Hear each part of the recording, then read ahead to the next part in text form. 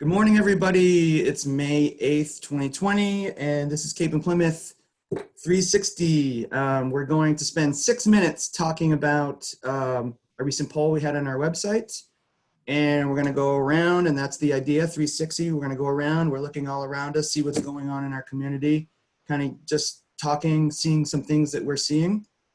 And with us this week is Michael Patterson of Good Habits Financial, Robbin Orbison of CapeSpace, and Matt Cronin from Boardwalk Business Group. How's everyone doing this morning? Great. Great, Dale. Doing Okay, great, great. Dale. Thanks for inviting us. You got it. So I'll jump right into it. The question was, what is the most challenging aspect of your business during this time? And overwhelmingly, folks answered uncertainty of future prospects. The second most selected choice was changing their strategy. We had a third choice, which was kind of like reinventing their business, right? Which is sort of might be in the same line. Concern for employees was lower, and I'll jump in and go first. I think people have been concerned about their employees the whole time, and I think if you've been open for business, you have your employees covered at this point, and now it's time to start thinking about business. That's my spin on it. And then lack of income was the lowest. Nobody was concerned about a lack of income. So let's start with you, Mike, and let's get your thoughts.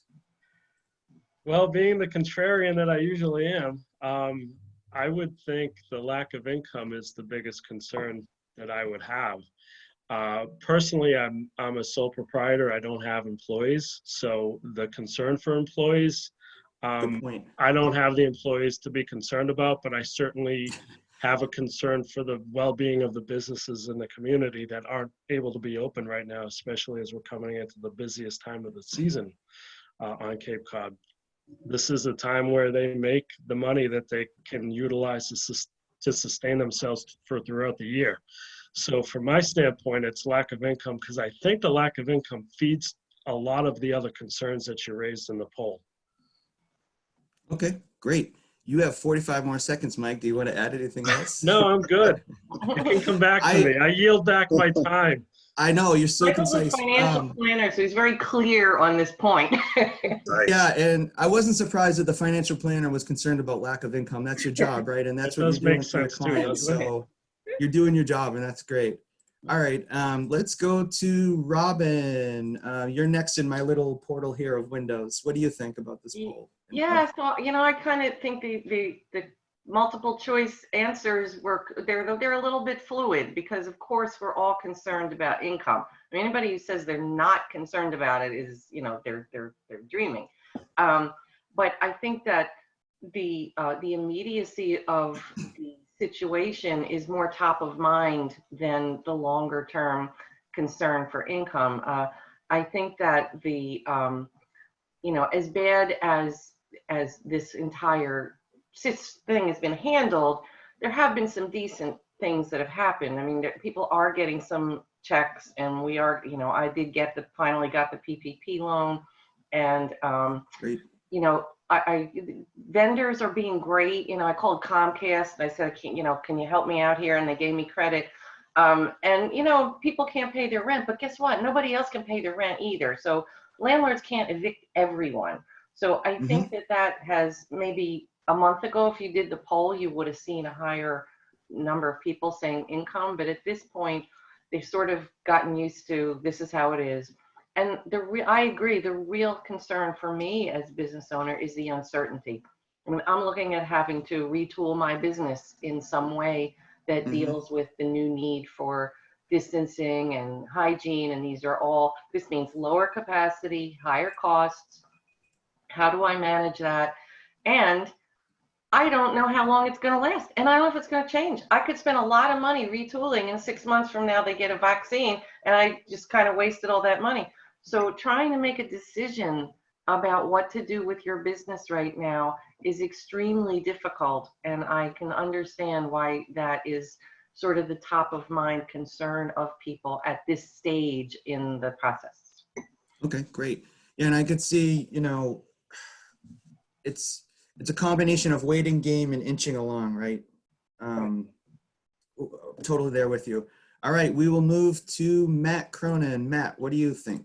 Yeah, well, just building on what Mike and Robbin said, as far as lack of income, what we're reminding our clients is, don't forget that, there are inflows of cash from the different loan programs, but you really want to put together a, kind of a longer term cash flow analysis, because, that cash, right, only lasts for a certain amount of time, be it 8 weeks or something slightly beyond that. And so you really have to, be careful to ensure that, some of those costs beyond the band, can be taken care of as well. The thing that we hear the most is the uncertainty around like all these programs, right? The loan processes and forgiveness, and like Robbin referred to, the good news is that there are a lot of sources in the short term right now of cash that can help businesses and individuals, be it stimulus checks or the PPP loans or EIDL loans, unemployment, new unemployment programs, paid sick leave, increased access to retirement. There's just all of these things, and it can be overwhelming. So I think that, the important thing is to again, have your team, whether it's bankers, whether it's financial advisors, someone like Mike and his group, whether it's, a SCORE, again, another great resource, or financial management, outsourced CFOs like we do. There's a lot of people out there that, that can help you kind of wade through that, because it feels overwhelming. But at the end of the day, it is helping to, prop some of us up, and hopefully, with the advice of, professionals, you can certainly kind of wade through it, and it'll help everybody. And, again, it's changing. The other uncertainty is that this changes so quickly and rapidly. So the need to kind of stay on top of things is something that can be exhausting for people as well. Agreed. And Yeah, if I can add one quick thing to that, Dale, I apologize yes. for jumping in, but the uncertainty is definitely a huge factor, and a lot of the uncertainty has to do with the fact that we just don't have any control of anything that's going on. When you have control, when you can know you can act, it's a lot different when you've got absolutely no control of anything that's happening, and that certainly feeds a lot of what's happening right now. Can I throw one more thing in there? just Yeah. To follow up on something Matt said about all of these programs that are temporary in nature. Just like I said, if you took this poll a month ago, you probably would have seen lack of income as a higher concern. If you run it a month from now or 2 months from now, I think you might see that concern go back up, because I just think we're in a period where it's not that people aren't worried about the income, it's that they have started to worry more about other details. But as soon as those programs start to run out, you're going to see different concerns. Yeah, and I would agree. I think, from where I sit, the companies that I'm working with, they're getting a lot of support from their clients. There's folks who are cutting what they're doing right away. And other folks are like, you know what, I need you to be there on the other side of this. I'm hanging on. If they're still getting value, which a lot of companies are still providing value, they're hanging on. And that kind of makes you feel good about the income right now, hopefully long enough where you can strategize if this doesn't, get better. And I agree. A lot of seasonal businesses right now, especially, as Mike said, huge up costs in changing their business. And if you're a seasonal business that only has 8 weeks to make your money, and you're doling out several $1,000s to revamp it so that you can get half of the business, I can see that can be, frustrating for people. I'm seeing where I am, people are making it happen. They're coming together. I'm on social media all day long. I look at people's Facebook profiles, and there's been a ton of support. It's really encouraging. This is like one of those times where I'm really happy to be on Cape Cod, as bad as it is, in our world. And I think you said that last week, Robbin, also. So, any last words? Yeah, let me just throw in something I heard this week that to follow up to your point, Dale.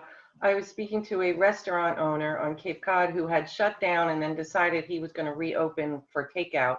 And he said, it's a fairly large restaurant.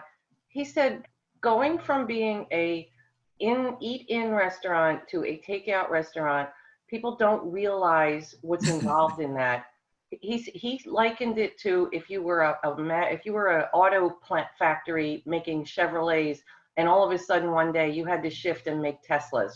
He said that's how difficult it is to change over your procedures, your supply net needs, your training to prepare for that kind of a shift in your operations.